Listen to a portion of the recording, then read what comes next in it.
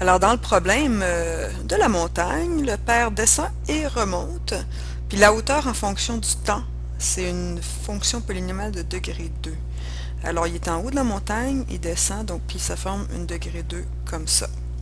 Donc, à peu près. Et puis, on sait qu'une seconde, mettons qu'on met que ça, c'est son point de départ, un gros D. Une seconde après, il va être à combien? Il va être à 5,5 mètres plus bas.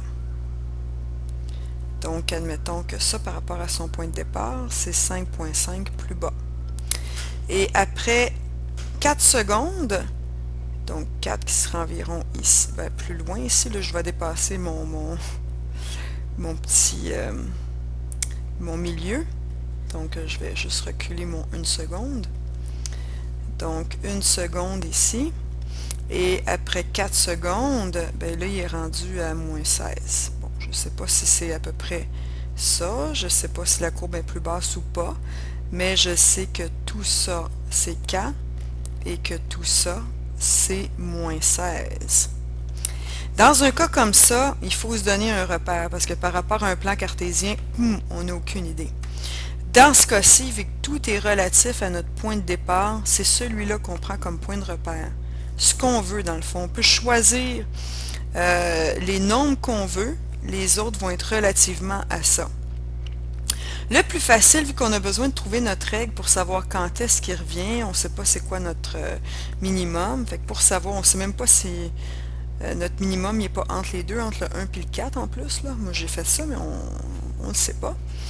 Le plus facile, sachant que nos règles, c'est soit ça, ou soit la forme factorisée, ça c'est la forme canonique, ou la forme factorisée.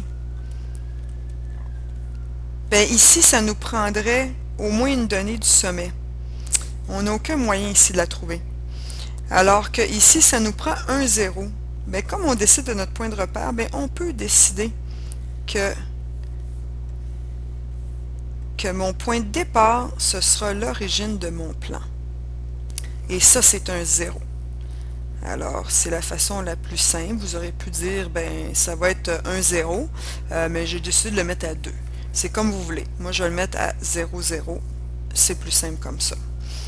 Donc, j'ai un 0, 0, 0. Donc, je sais que dans le fond, ma règle, si mon 0, je le mets comme mon premier 0, ça va être x moins 0.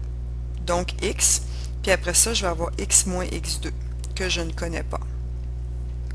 À partir de ce moment-là, je peux utiliser les deux points relativement à ça. Ce point-ci, ici, vu qu'il est à 1 et à moins 5,5, donc 1 de plus, ça va être 1 moins 5,5, ben, ça va être une première coordonnée. Un deuxième point pourrait être celui-là qui est 4 et moins 16. Donc si je mets le premier point, moins 5,5 en y, le A, je ne le connais pas. Le x ici, ça va être 1. Et l'autre x, c'est 1 moins x2 que je ne connais pas. J'ai deux inconnus. Je vais m'en prendre une autre avec l'autre point. Donc, celui-là, il est déjà fait. Le 0, 0, il est utilisé. Je vais y aller avec mon deuxième point, qui est y, c'est moins 16. Mon a, c'est inconnu. Mon x, c'est 4. Et l'autre x, c'est 4 moins x2 qu'on ne connaît pas. Alors, deux équations, deux inconnues. Il y a plusieurs façons de le faire. Dans ce cas-ci, c'est soit la comparaison ou la substitution. Si, par exemple, ici, j'isole mon a, il faudrait que je divise par 1 moins x2 et donc par 1 moins x2 ici. Ça simplifie. Le 1, ben, il reste là.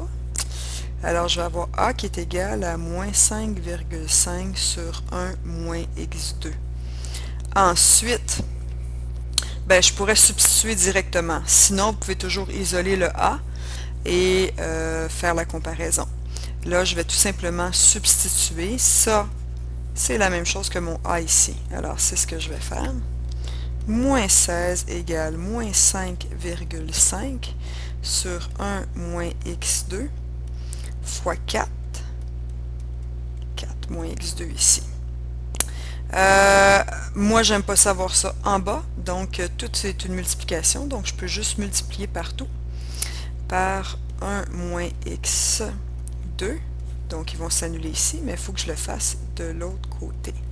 En même temps, là, moi, je vois tout de suite qu'il y a 16 puis 4 qui peut se simplifier ici. Alors, je vais aussi diviser par 4. Et donc, je divise par 4 ici. J'obtiens, vous n'étiez pas obligé de le voir, si vous procédez par plus d'étapes, il n'y en a pas de problème. Alors, ici, moins 16 divisé par 4, moins 4. Alors, j'ai moins 4 fois 1 moins x2. Et ici, j'ai moins 5,5 fois 4 moins x2. On a le même méconnu, fait que je peux juste distribuer après. Moins 4 fois 1, moins 4. Moins 4 fois moins x2, plus 4x2. Moins 5,5 fois 4, ça va me donner moins 22. Et 5,5 moins par moins, ça me donne plus 5,5x2. Alors, il me reste à mettre ça de chaque bord. Alors, je pourrais mettre mes x2 de ce côté-là, en enlevant 4x2 ici, donc en l'enlevant ici.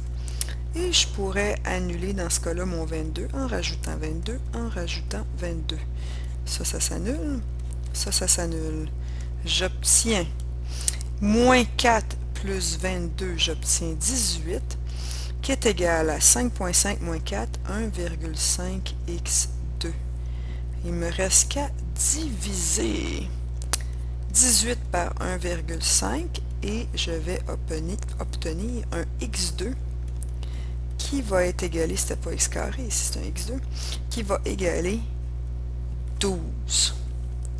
Alors, normalement, j'aurais trouvé mon deuxième x2 qui serait à 12, mais comme je veux le confirmer, je vais d'abord trouver mon a ici, pour être sûr que j'ai bon. Je suis dans le champ, ça a l'air d'être pas pire, mais bon, on ne sait pas trop. Fait que je vais le garder ici. Fait qu'ici, j'ai mon a qui vaut 1, moins 5,5 divisé par 1 moins x2 qui est 12. Ça me donnerait mon a. Donc, moins 5,5 sur 1 moins 12, c'est moins 11. Ça me donne exactement une demi, qui est égale à mon a. On va essayer de voir si ça fonctionne avec cette situation-là ici. Parce qu'il faut toujours essayer avec une autre quand on valide. Alors, je vais valider ici en rouge, tiens. Alors, j'ai moins 16. A est supposé égaler une demi. Ça, c'est K. 4 moins x2, c'est censé être le 12 que j'avais tantôt. Donc, 4 divisé par 2, ça me donne 2. 4 moins 12, c'est moins 8. Moins 8 fois 2, moins 16. Moins 16, c'est vrai, j'ai validé. Donc, le A, c'est une demi. Le x2, c'est 12.